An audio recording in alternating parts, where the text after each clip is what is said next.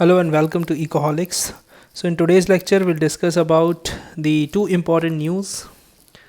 So these two important news. First one is a good news for Indian economy that the index of industrial production actually. So here this is index of industrial production actually. Seen we can say that there is a recovery in the near months. So the highlights of recovery, they have actually given the highlights of this. So if you see the today's news, so we'll see the today's news, what today's newspaper is all about. Before that, there's a free test series, as I said earlier, that so if you haven't registered yet, we are starting from Sunday. So if you haven't seen the syllabus as well, so you can visit our website ecoholics.in, where you can see the schedule and the syllabus for this test series. Again, if we see that the news which is important about IIP, that is Index of Industrial Production. So under this, एक सबसे ज़्यादा महत्वपूर्ण जो बात है कि Indian economy अब recover होना शुरू हो गई है. तो इसी पे हम आज बात करेंगे कि रिकवरी की तरफ जो फेज़ बढ़ा है, जैसा कि मैंने आपसे कहा था जब से हमने डिस्कशन स्टार्ट किया है कि इंडियन इकोनॉमी डिस्कस करेंगे जो आईआईपी की है, तो उसको हम एक्सप्लेन करते हैं. सबसे पहले हम न्यूज़ डिस्कस करेंगे, फिर हम पहले हम कॉन्सेप्ट समझते हैं, फिर हम मैन्युफैक्चरिंग एक्टिविटी. तो जो मैन्युफैक्चरिंग एक्टिविटी है इंडिया में, उसको ये ट्रैक करता है. किस में? डिफरेंट सेक्टर्स हैं, तो वो सेक्टर्स इसमें इंक्लूडेड होते हैं. तो वो हम देखेंगे कौन कौन से सेक्टर्स हैं. इसके बाद हम डिस्कस करेंगे कि ये जो मैन्युफैक्चरिंग एक्टिविटी है उसका मेन इस इंडेक्स से क्या रिलेशन है. तो सबसे पहले व्हाट इज़ आईआईपी. सो ये मैंने आपको बताया, इंडेक्स ऑफ इंडस्ट्रियल प्रोडक्शन है, जो एक किसी एक्टिविटी को ट्रैक करता है जो अपनी मैन्युफैक्चरिंग एक्टिविटी है, और ये एक की इंडिकेटर है कि जो इंडस्ट्री की ग्रोथ है उसको जानने के लिए. इसका एक बेस ईयर होता है. एग्ज़ाम पॉइंट ऑफ व्यू से बहुत ही इंपॉर्टेंट टॉपिक है. इसका एक बेस ईयर होता है जो 2011-12 है अभी. तो 2011-12 इसका करंट बेस ईयर है. इसके पहले 2004-5 था. तो ये बेस ईयर 2017 में सरकार ने चेंज किया था. अब आईआईपी जो इंडेक्स होता है उसके कंपोनेंट्स क्या होते हैं. तो आईआईपी इंडेक्स के जो कंपोनेंट्स होते हैं उसमें मेजर आपके आते हैं कोर सेक्टर्स. सो मैं उम्मीद करता हूँ आपने कोर सेक्टर्स सुने होंगे. तो इंडिया में ये कोर सेक्टर्स 8 हैं. तो 8 इनकी संख्या है. कौन कौन से हैं? जैसे कि electricity, crude oil, coal, cement, steel, fertiliser, natural gas and last है आपका रिफाइनरी प्रोडक्ट्स. तो ये 8 कोर सेक्टर हैं. कोई भी अगर आप यूपीएससी के अलावा कोई और एग्ज़ाम दे रहे हैं, यूपीएससी में भी ये क्वेश्चन पूछा गया है कि कोर सेक्टर्स क्या क्या होते हैं, इनमें से कौन सा कोर सेक्टर है, या लास्ट के पिछले कुछ सालों में किस सेक्टर कोर सेक्टर में ये ग्रोथ डिक्लाइन हुई है या ग्रोथ हुई है. तो इसी तरह से ये माना गया है. अभी जो कोर सेक्टर है 8 कोर सेक्टर, वो 40% हिस्सा है किसका? आईआईपी का. तो जिस आईआईपी में जो 40% हिस्सा है वो इन 8 सेक्टर्स का है. तो अगर आप देखें ये 8 सेक्टर्स बहुत ही इम्पॉर्टेंट है. मैं ऑब्वियसली बाइलिंगुअल में आपको पढ़ाऊँगा क्योंकि कुछ बच्चे हिंदी बोलते हैं, कुछ बच्चे इंग्लिश बोलते हैं. So it's difficult for me to actually teach in both the language. So what I do is, in simple language, I use both in a mix and match scenario. So here, what's the main important thing that we were discussing? That I was saying that there are core sectors. there are 8 core sectors in India, and these 8 core sectors consist of 40% of IIP. And this IIP is a very important index to track manufacturing activity of different sectors in our country. This is the base year, that is 2011-12, that we have changed in the year 2017. सो उम्मीद करता हूँ आपको अभी तक का lecture समझ में आया होगा, ये बहुत इंपॉर्टेंट है. अभी हम IIP के एक कंपोनेंट्स दूसरी तरह से भी देखेंगे जो 3 इंपॉर्टेंट हैं, जैसे इलेक्ट्रिसिटी, मैन्युफैक्चरिंग और माइनिंग एक्टिविटी. तो उसका कितना कितना परसेंटेज है, वो वेटेज आपके काम आएगा एग्जामिनेशन में. अब बात आती है कि कौन रिलीज़ करता है IIP को. तो आप अगर जानते हैं तो कमेंट बॉक्स में प्लीज़ मुझे बताएं कि कौन सी ऑर्गेनाइजेशन, कौन सा ऑफिस IIP को रिलीज़ करता है.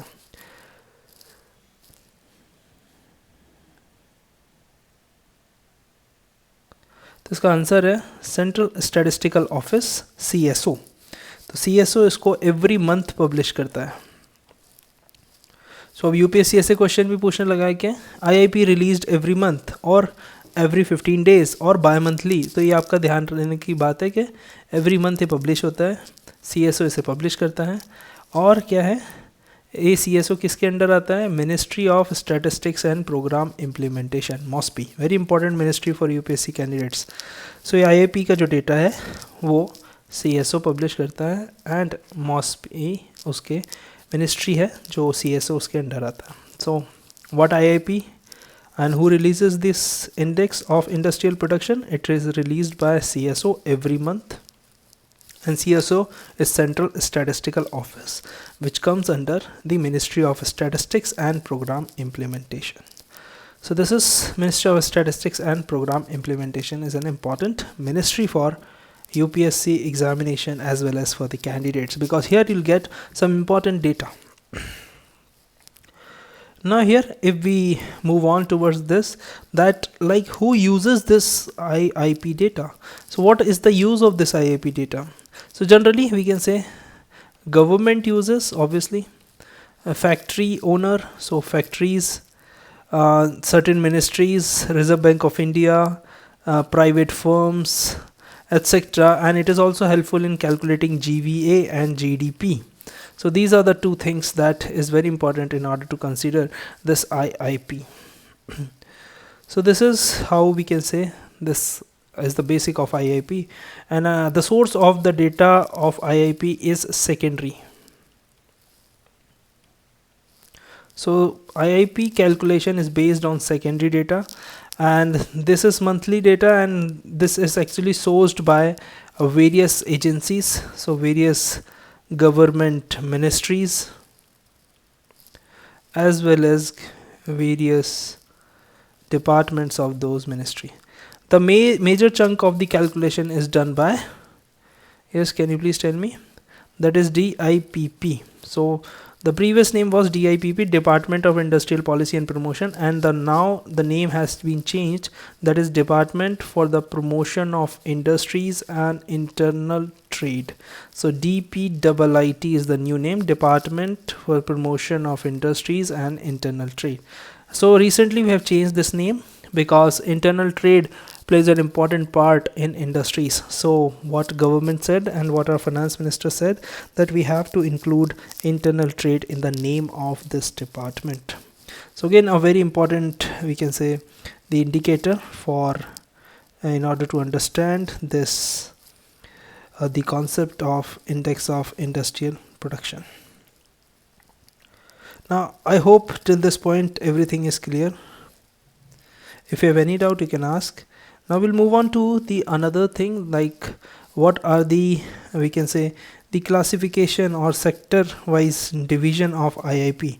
So index of industrial production actually divided into 3 important division, and these 3 important division which we call is sectoral composition. So here we write the sectoral composition of IIP. Now under this sectoral composition, it is divided into 3. First is mining, the second one is manufacturing,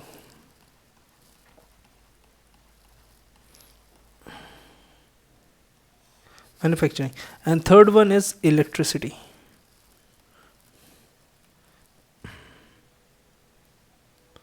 So here what's the weightage? So the new weightage according to 2011-12 series. This is very important because the order is important, not the actual data is important. So 14.3 is the weight of the mining into the sectoral composition of index of industrial production. On the same, it is 77.6 is the weightage of manufacturing sector, and 7.9, that is all in percentage, is the weightage of electricity. So this is, and if we see the item, so item here is 1, here the item in electricity sector is also 1, and here under manufacturing there are 405 items. So we can say total 407 items are included into IIP, and total 100% weightage. So if you calculate this, you will find this is 100%.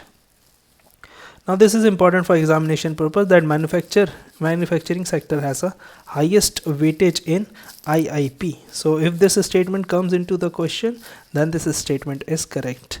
Like for example, they will give electricity sector is having the less weightage or least weightage in IIP, then again the statement is correct. So this is how you have to understand the concept behind IIP. Now if you must have heard about ASI, Annual Survey of Industries, versus IIP. So the main difference is Annual Survey of Industry provides long-term data,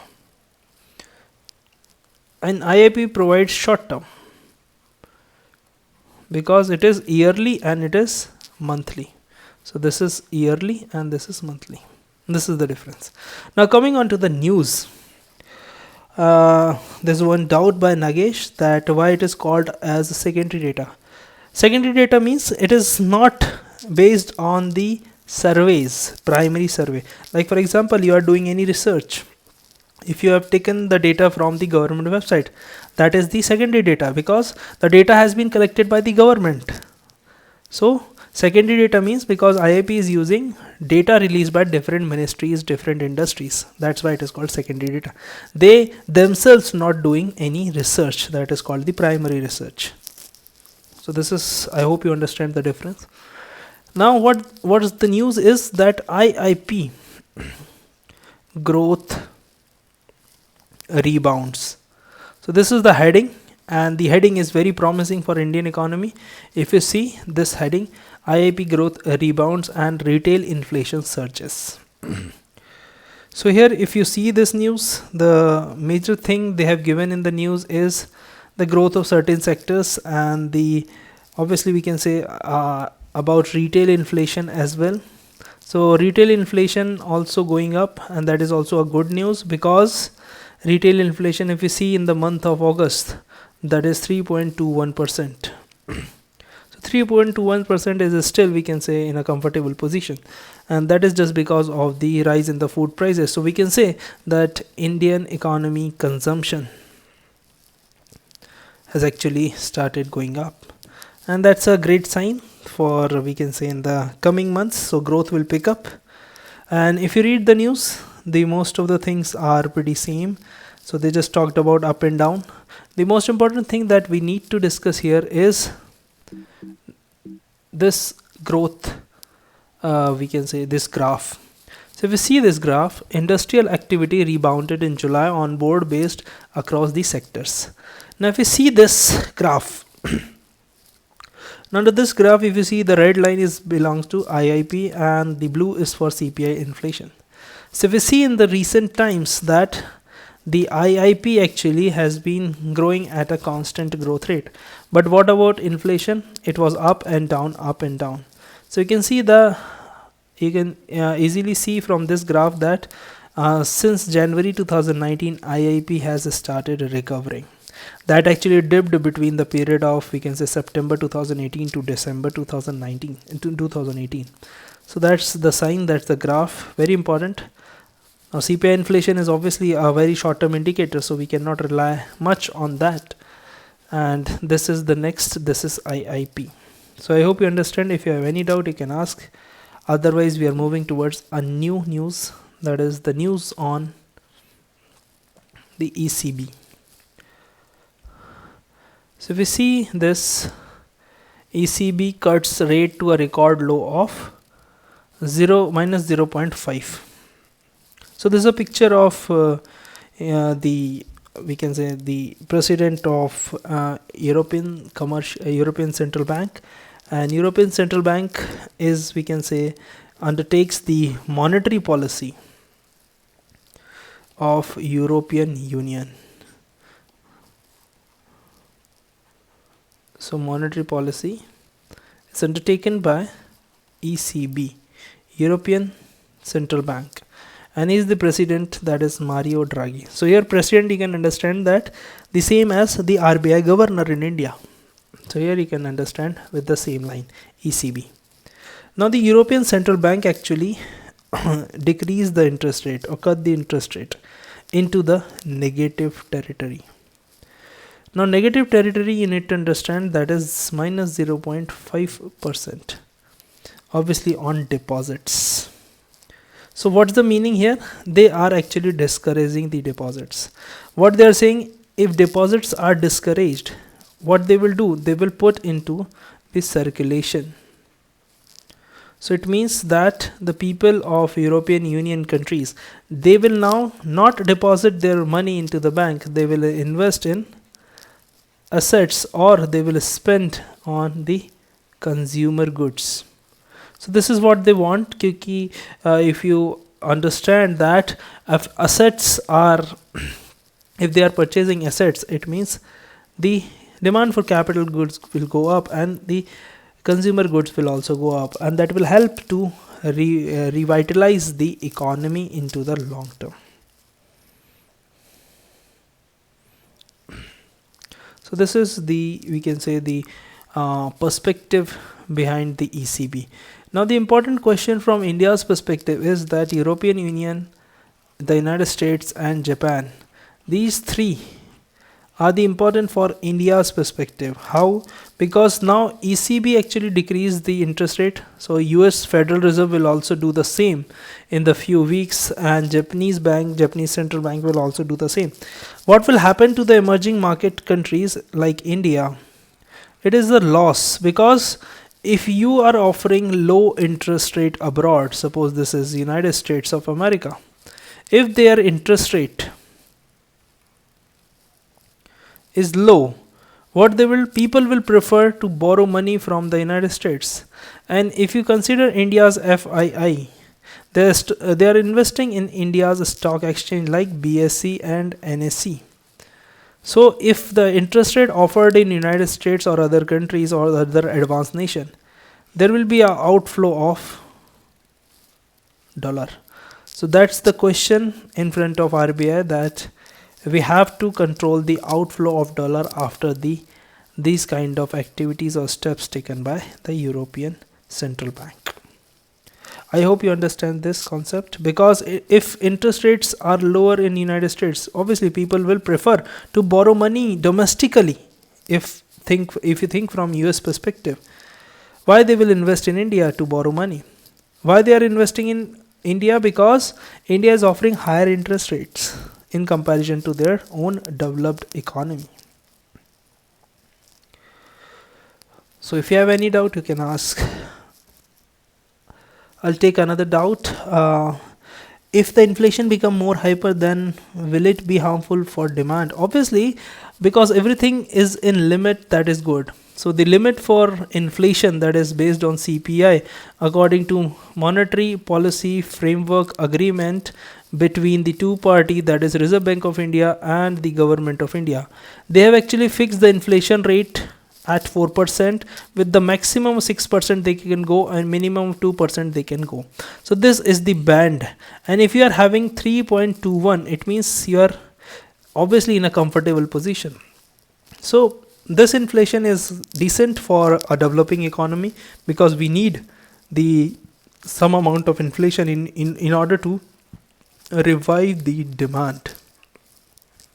So that's a good indicator. So hyperinflation obviously bad, and hyperinflation is like 20 to 25% and maybe more.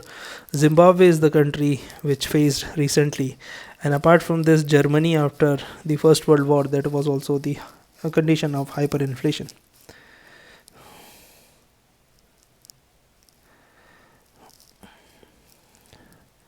Yeah, mining is a part of manufacturing sector, but in index of industrial production, the weight is different because mining does not consider only a manufacturing activity. It is like related to a primary activity, we can say. So it's a connection between the primary and the secondary.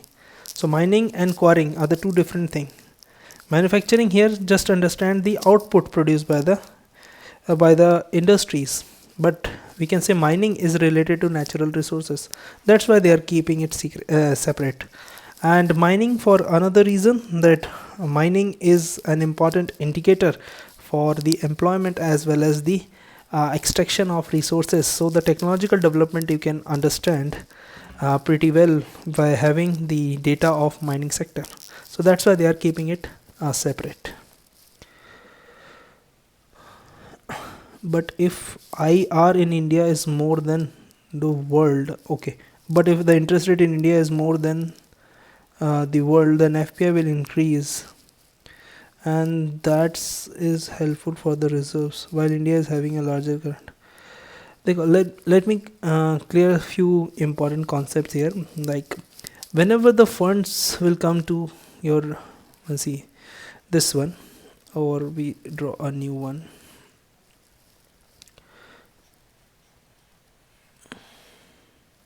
So if interest rates, so here I am referring IR as the interest rate, and this is suppose the United States of America. If in India interest rates are higher in comparison to the interest rates in USA, so a bigger arrow is for higher interest rate. Obviously, if you want to save, where you will save? Obviously, you will save in India. So here savings will go up. In India, what people are doing, people are promoting savings because savings will be converted into investment. So the banks are able to lend money for the business persons. So obviously the industrial activity will revive. But what happened, since they are offering the higher interest rate, the foreign portfolio investors also prefer developing country as their investment destination. But there is always a risk of exchange rate, dollar to rupee. And you know that dollar is a hard currency or rupee is a soft currency. So the main question here is that if something happened to the appreciation or depreciation, they have to hedge their funds against the risk of exchange rate. So in order to calculate everything related to interest rate, related to foreign exchange rate, etc., what they are seeing India as a profitable destination. That is why if you see that developing countries are able to attract FPI funds. But the most important condition is India is offering the stable government. So whenever you are having the stable government, obviously this is a good destination for investors. Because if I'll give you the opportunity that you should invest in India or you should invest in Syria, or we can say New Zealand. So obviously the least preferred is Syria. Most preferred is New Zealand, then India. Because New Zealand is a developed country. And India is also a most advanced country, we can say, in terms of emerging market economy. So this is the question in front of the investors.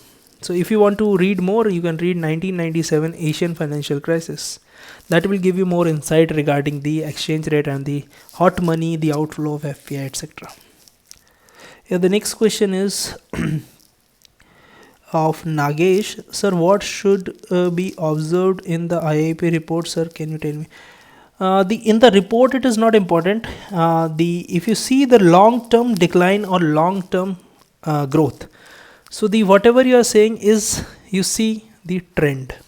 So whenever you see in economy, the data is important just to understand the trend. If I will say that fiscal deficit in India has been declining since last 2 years. Now tell me, is this statement correct or wrong? Why? What is important here? The data of fiscal deficit. So you have to see that data. But the most important thing is trend. Is it going up or down? That you have to see. The next question is, if you see the graph, the IIP and IIP index go down while WPI inflation is 6. Is there any relation in both? Yeah, we can say that IIP obviously gives you the insight of industrial production and WPI gives you the wholesale production. So WPI will give you the early indication that what will happen to the prices, and the main connection is with WPI and CPI, because CPI is retail and WPI is wholesale. But for IIP it's like the final products. But if you see that in WPI they will give you certain raw materials as well. So you can understand there is always a relation because the items are common. But WPI is the early indicator, that is why government follows this and RBI follows CPI, because it is important for inflation and the cost of living that people are actually bearing. Yeah, our next doubt is of Gaurav. High interest rate in United States increase the foreign demand for dollars, causing the dollar to appreciate. Yes. That's true, because higher demand of United States in India, it means the people will demand dollar. So if people will demand dollar, India's foreign exchange reserves will go down, because RBI has to pay this. And what they will do, they will give rupee in return. So what RBI will do this with rupee? They will obviously pump into the economy. The problem is inflation. So that's what happened actually in India in 2018, when RBI has to take measure in order to stop the outflow of dollar. Yeah, the next question is, I was not understanding the report, sir, because please use the official report in our explanation. By these we can understand the terminology of official report and we will benefit from it. I don't think so. Official report is very important, and because if you are even prepared for a specialist service like Indian Economic Services, only the Hindu news is very vital, because in order to understand the full report, it is actually related to research. So no need to go into the full report, just understand the concept behind it. The report is not very important. Yeah, there's a lot of demand about 2008 subprime crisis. So generally I explain this when I teach general studies economics for UPSC. So someday, if there will be no news in the Hindu newspaper, we'll take the 2008 subprime crisis. So what you should do, you should just stay tuned to Ecoholics and you'll get the notification on our YouTube channel that we are explaining 2008, the subprime crisis. Is India needs to pump prime according to the current situation? I don't think so. India just need two things right now: the stable government policy, because what private investor looks for is the important thing is the trust and the surety in the government policy that it will not change after making a huge investment. So private sector wants trust of the government, no sudden government policy changes. And the second thing, when private sector is not coming forward to invest, government expenditure plays an important role. If you see the budget, only 12% of total expenditure of around 27 lakh crore what presented in the budget, only 12% goes to capital goods. ये सोच रहे हैं आप. Now think very carefully. From this 27 lakh crore, only 12% goes to capital goods. It's about less than, we can say, around 3 lakh crore. So around 3 lakh crore is the figure. Now suppose you are having the income of, we can say, rupees 1 lakh per month. And what you are doing, you are just saving 12,000 rupees, or we can say you are investing 12,000 rupees in your asset creation, and rest 88,000 you are spending wastefully. So that is what government is doing. So government expenditure, the most important thing is that should be quick, otherwise economy will go deep down. And the second thing is quality. So quality of government expenditure should also go up. Here quality means especially in the capital goods. So you can write these points. This is my own research. So you can happily take this point in your examination, especially mains examination that is upcoming for the economics optional, or you can write in general studies as well. Yeah, Gaurav, domestic demand is not rising, perhaps the government affords. Government has to take the steps because government is already breaching their fiscal deficit target. This year they are maintaining 3.3% and the target is 3%. So again, the breach of 30 basis point. So what's the point if they increase by 40 basis point? Nothing else, but economy will revive. Yeah, Gaurav, if you have seen my previous lectures, I have explained why monetary policy is ineffective.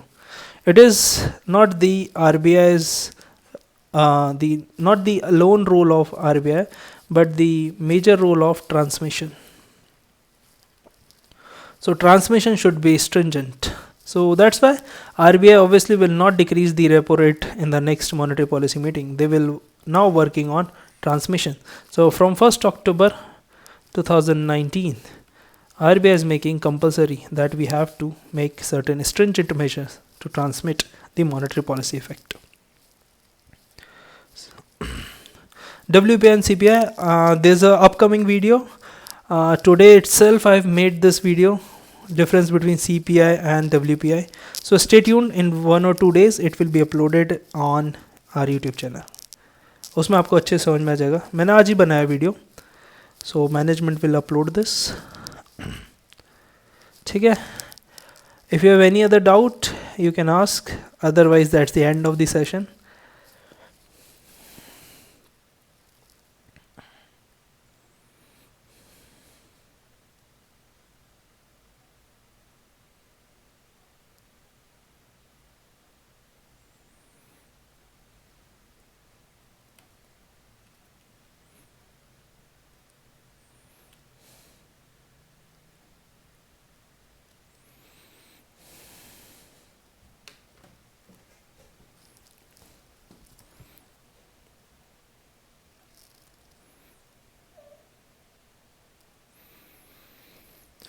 So okay, that's a very fruitful session I hope for you, and have a nice, we can say, examination, upcoming examination.